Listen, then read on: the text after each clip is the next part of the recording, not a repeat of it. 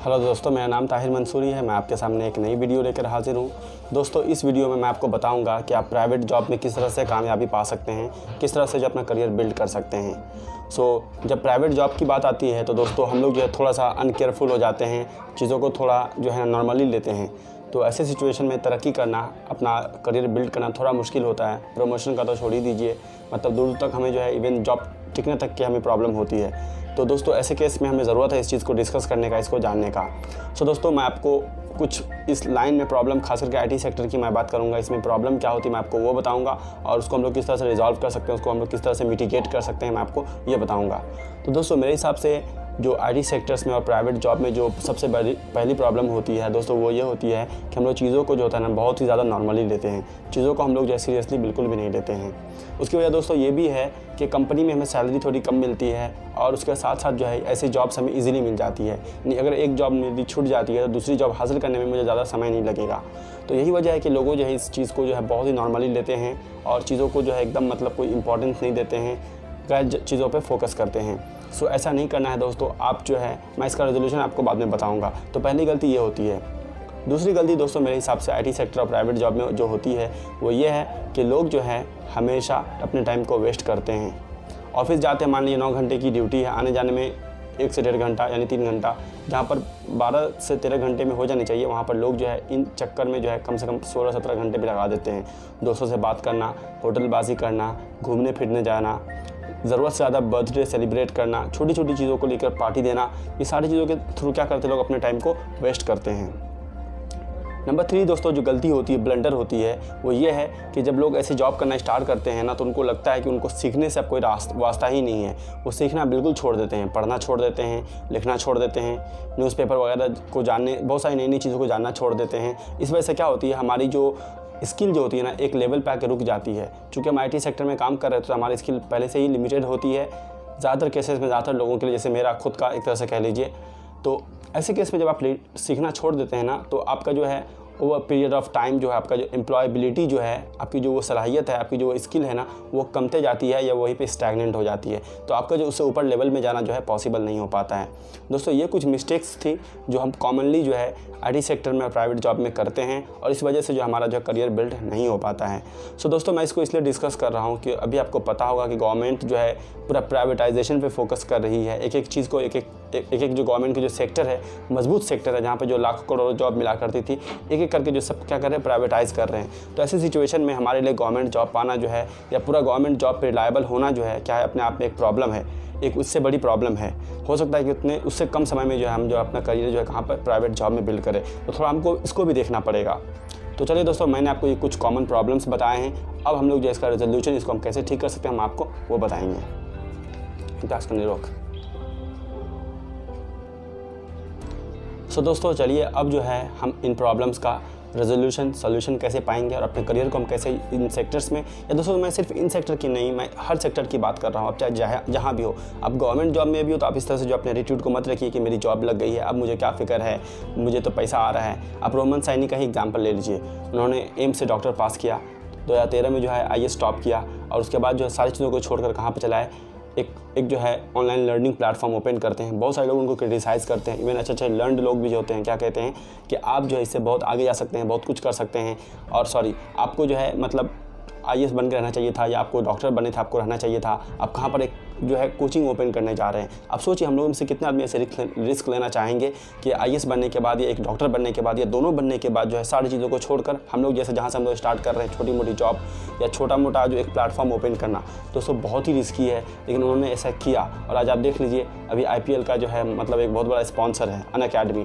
तो दोस्तों ये कहाँ से आता है, ये एटीट्यूड से, लर्निंग से, चीज़ों को सीखने से आता है। तो चलिए हम लोग भी इन सब चीज़ों को जानते हैं क्या क्या हमें करना चाहिए।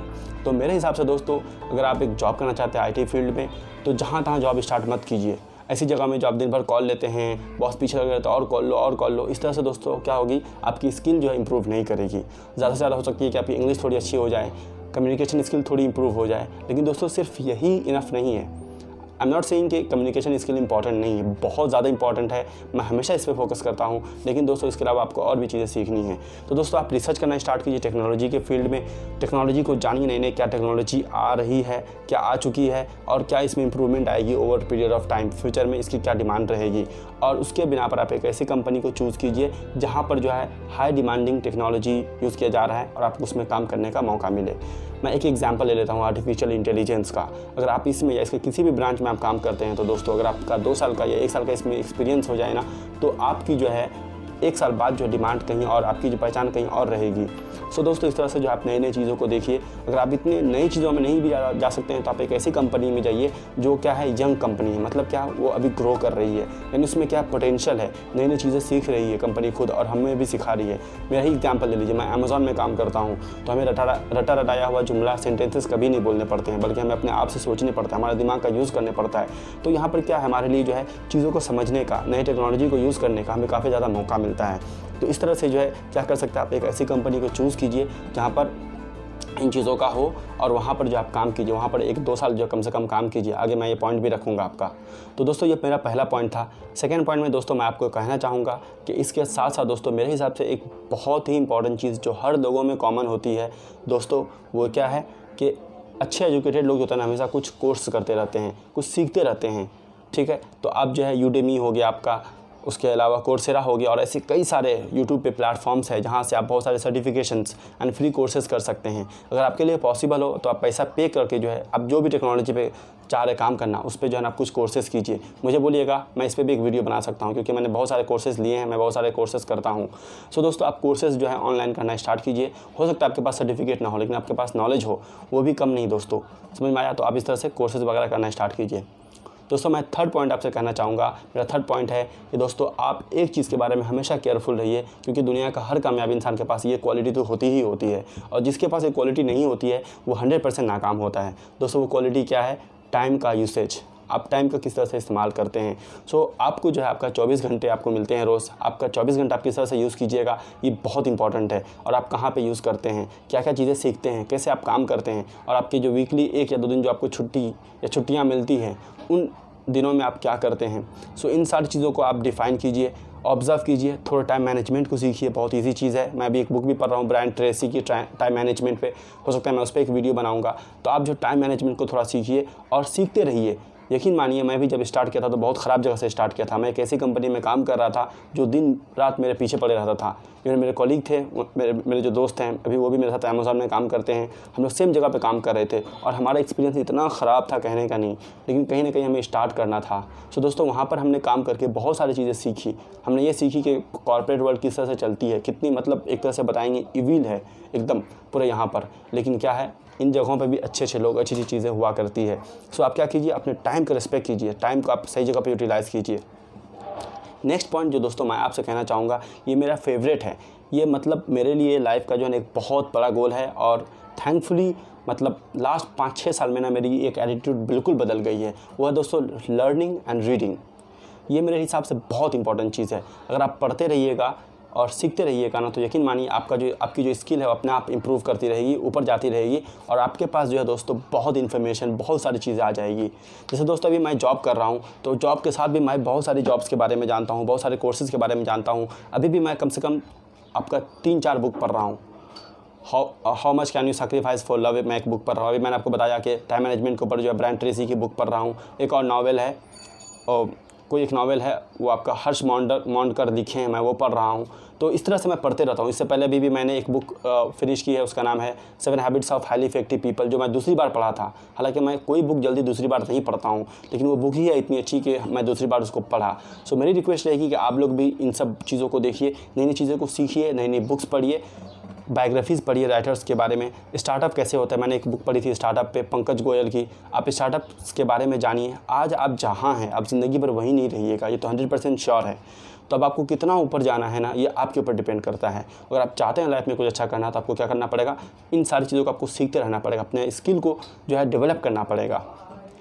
नेक्स्ट पॉइंट दोस्तों जो मैं आपसे कहना चाहूँगा, दोस्तों बहुत सारे लोग होते हैं कि 6 महीना यहाँ काम करते हैं, 3 महीना वहाँ काम करते हैं, 8 महीना यहाँ काम करते हैं, ऐसा मत कीजिए। जैसा कि मैंने आपको कहा कि एक हाई डिमांडिंग टेक्नोलॉजी कंपनी ढूंढिए, उसमें जो है ना आपको सैलरी थोड़ी कम भी मिले, वहाँ पर कम से कम जो है 2 साल जो है हाथ पकड़ के बैठ जाइए, ताकि आप कहीं पे कह सकें कि आपका इस चीज़ में क्या है, आप एक्सपर्टीज़ है आपको इस चीज़ में, आप इस चीज़ में बहुत अच्छे हैं। तो वो कब आएगा, जब आप कहीं पे बैठ के काम कीजिएगा। उसके अलावा दोस्तों कॉर्पोरेट वर्ल्ड जो इस तरह से देखती है कि ये बंदा अगर इसके पास 3 महीना रहा है, इसके पास 6 महीना रहा है, तो मेरे पास भी कम से कम ज़्यादा कितना रहेगा, 8 महीना 9 महीना ही रहेगा। 8-9 महीना में जो है ना आपको उसका बेसिक सीखने में ही लग जाता है।